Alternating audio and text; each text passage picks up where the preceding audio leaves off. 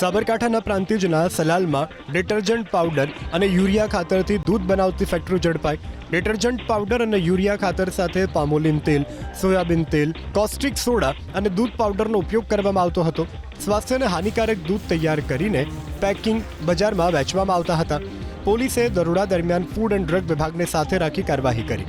મુખ્ય આરોપી ધમો ઉર્ફે રાકેશ પટેલ દરોડા પાડતા ભૂગર્ભમાં ઉતરી ગયો। પોલીસે 5 આરોપીની ધરપકડ કરી છે। એક સગીર પણ નકલીના ખેલમાં સામેલ હતો। પોલીસે સત્યા ડેરી પ્રોડક્ટ ફેક્ટરીના સંચાલકો સામે ગુનો નોંધી તપાસ હાથ ધરી 71 લાખથી વધુનો મુદ્દામાલ કરાવું કબજે।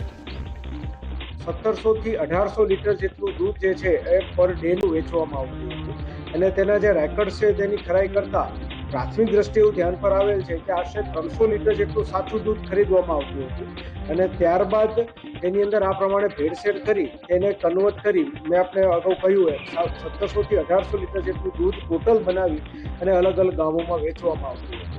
આ ફેક્ટરી જે છે તેની પાસે ઉદ્યમનું રજિસ્ટ્રેશન છે અને એ 2021થી કાર્યરત